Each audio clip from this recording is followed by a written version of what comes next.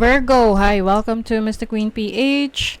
At ito ay isang monthly reading for you ngayong November 2024. So let's see what's coming to you ngayong November 2024. So if you are interested in private readings, meron tayong link sa description. At sa pinned comment, check nyo na lang information kung paano mag-book for a private reading. Okay, let's see Virgo, what's coming to you ngayong November for Virgo. Okay, so you have Tiwas. Tiwas, this is about leadership. So, pwedeng yung iba sa inyo, meron kayong leadership role ngayong November. Yung iba, pwedeng may promotion sa work or magiging leader ka or OIC ka sa trabaho mo. Or meron kang project na ikaw yung magiging leader. Okay?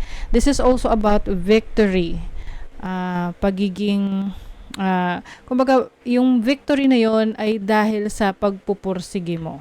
Okay? So, there is definitely success because of your courage, of your confidence, no, sa sarili mo. Kasi this is energy ng sun.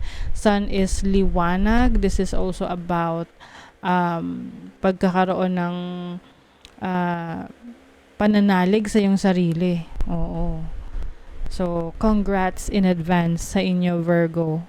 So, you also have Ansus, which is about wisdom, insights. Yung iba sa inyo, meron kayong kakayanan na maging mentor or teacher sa iba. Pwedeng, yung iba sa inyo, kaya kayo mapopromote kasi gagawin kayong coach, trainer sa trabaho nyo, sa career nyo, or meron kayong project na kung saan maglo-launch kayo ng mga courses para mag-impart ng knowledge sa ibang tao. Pwede rin you will launch a social media content. Let's say, YouTube, TikTok, sa Facebook, wherein you are sharing your knowledge and skills. And this is going to be successful para sa iyo, especially kung alam mo talaga yung niche mo, alam mo talaga kung saan ka magaling, ano yung expertise mo, yung specialties mo. So, saan ka nagsa-specialize, doon ka mas magiging very successful. Okay? Meron ditong now this. You may experience some delays doon sa mga ginagawa mo. Kaya nga ngayong November, ito yung time na dapat hindi ka mawawala ng pag-asa or parang mapapagod or parang mag-give up agad. Okay? Kasi dito talaga tinetest yung iyong lakas, yung iyong determinasyon, kung gaano mo talaga kagusto to. Example, gusto mong magtayo ng negosyo. Maaring maging challenge sa'yo yung proseso nung pagkuha ng permit or habang ginagawa mo yung tinatayo mo yung business, may mga challenges along the way. So, pwedeng mag-create ng delays, 'di ba? Tapos tinetest yung patience mo na kung gaano mo ba talaga kagusto yon. Okay? Another example, meron kang social media and you are creating contents. Tapos, parang may mga times na pinanghihinaan ka ng loob kasi hindi pa dumadami yung subscribers mo or followers mo or yung viewers mo.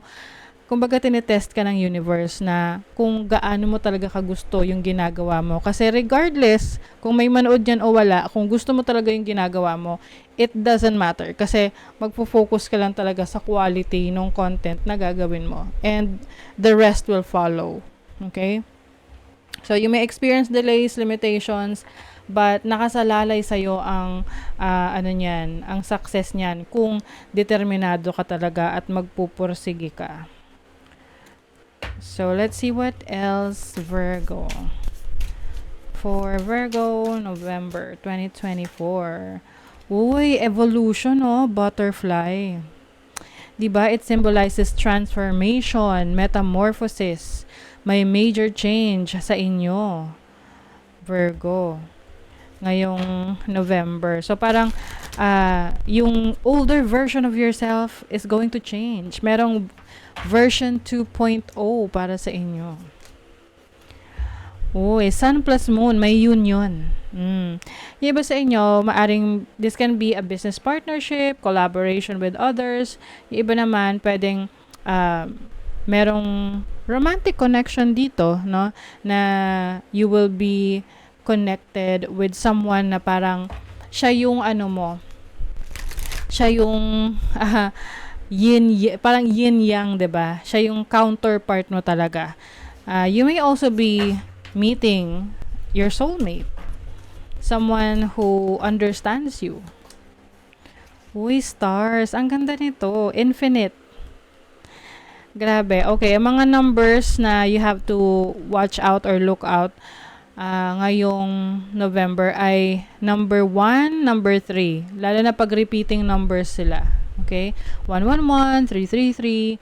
Ayan. So, it means na binibigyan ka ng sign ng universe na you are on the right path.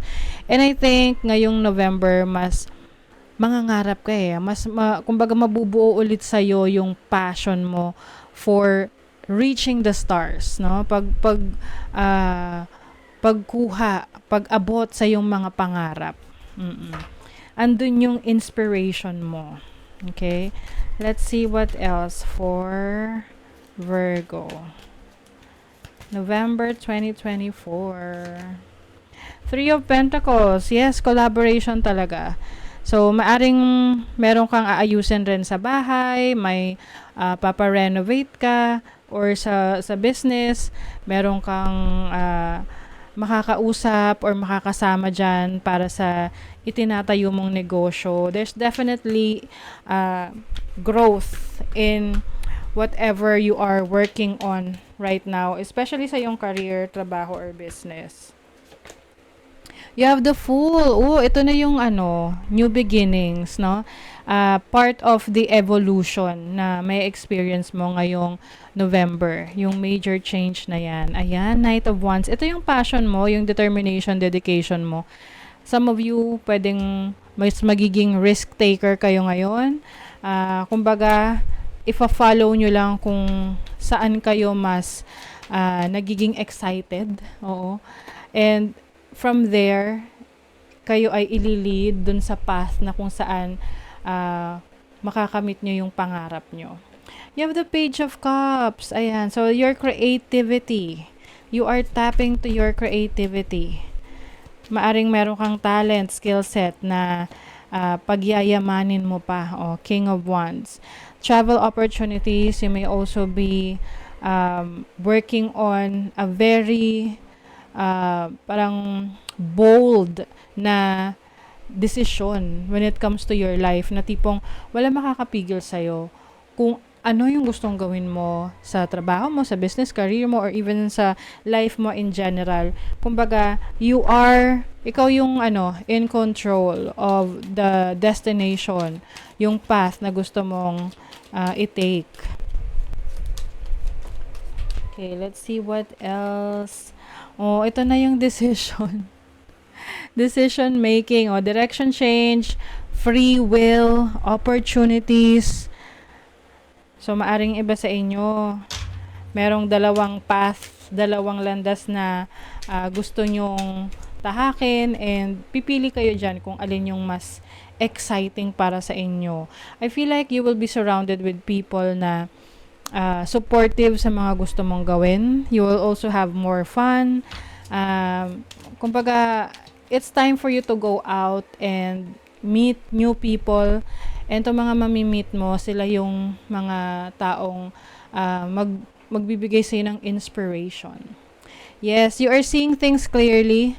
Alam mo kung ano yung gusto mo, so kung saang direksyon yung gusto mong tahakin. You are aware of your situation. You want to improve yourself more. Yung iba sa inyo, physically, may improvement kayong gagawin. You feel something is lacking in your life, perhaps love, money, or goals. So, ayun kasi yung nararamdaman ninyo. Kaya, meron kayong babaguhin para you will feel like there's a change that is happening in your life. Kumbaga, hanapin nyo yun. Ano yung kulang? Diba? It will bring great happiness for you, Virgo. Wow. Whatever path you are you are taking right now.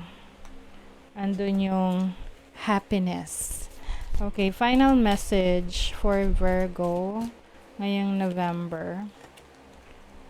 From a strong foundation, you may build anything. Wow! So, ito na yung sinisimulan nyong gawin. Importante sa inyo na strong yung pundasyon. Kasi kahit ano pa yan na binibuild ninyo, as long as matibay yung pundasyon, yung pinanggalingan, yung paano kayo nagsimula, you are going to be successful whatever this is. Okay? So, that is your reading, Virgo. Thank you so much. Bye.